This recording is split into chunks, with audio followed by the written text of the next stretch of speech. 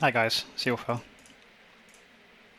Today I'm just going to give a small update on the props tab that I've been working on. So the last video I kind of went over the whole features of it, what it can do.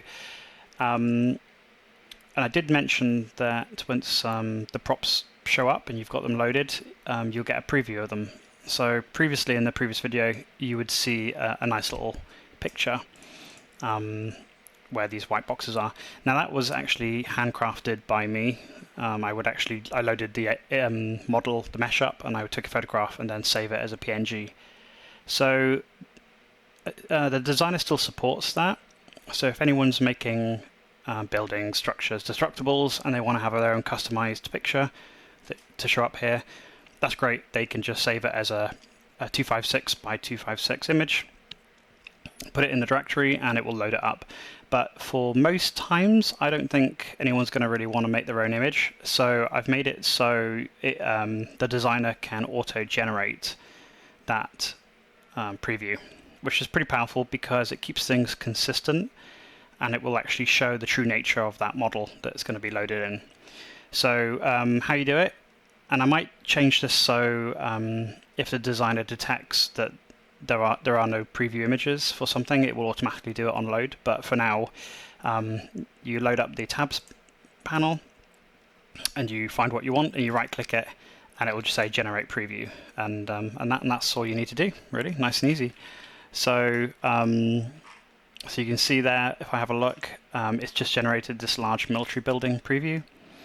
And if you actually have a look at the image, it's kind of looking from the back side like this. So it looks like that. So you can see, yeah, it's the same model. Only difference is it's using just a normal light, like a directional light source, and it's not using Battletech's yeah, special lighting system when I make these previews. It's quite interesting, and it's quite a difficult feature to get working. So what I do is load the model up kind of behind the scenes with a directional light, and then I take a photograph of it, delete everything, clear it all up, disable that, and use that photograph as the image here. So it's pretty cool.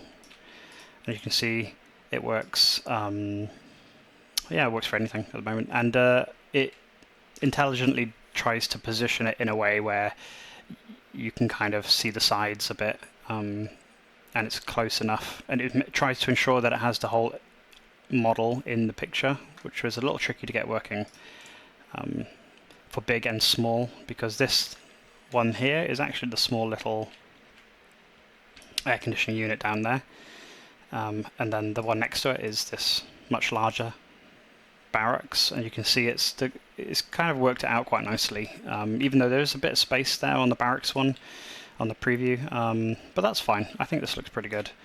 So just to show some of the other ones, that's the bridge. The bridge is okay. I wasn't too happy with that, but this is the best kind of final situation I can get with these generations. So yeah, this is that wall piece here. Again, that small is a small wall, one of these ones here, that one there.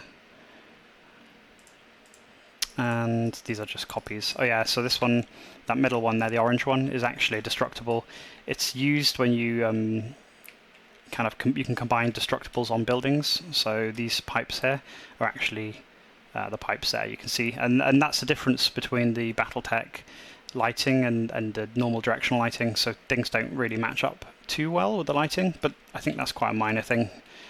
All the textures show and everything. So it's just to give you an idea what it is, really, and I think it serves that purpose quite well.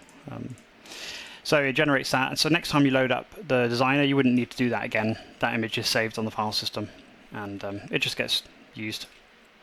If for whatever reason the model changes, you just need to right click and generate it again, and it will just do it. So yeah, I think that's pretty awesome, actually, and it keeps things nice and consistent. As you can see, they're all kind of twisted a little bit.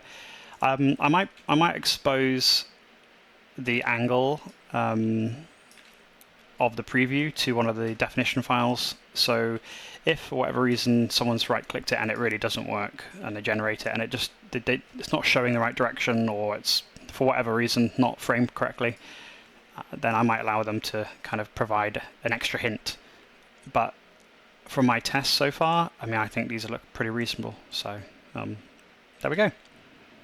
Very cool feature. I'm very happy about that. Took a lot more work than I thought, but it's in, so it saves effort in the future. So thanks a lot.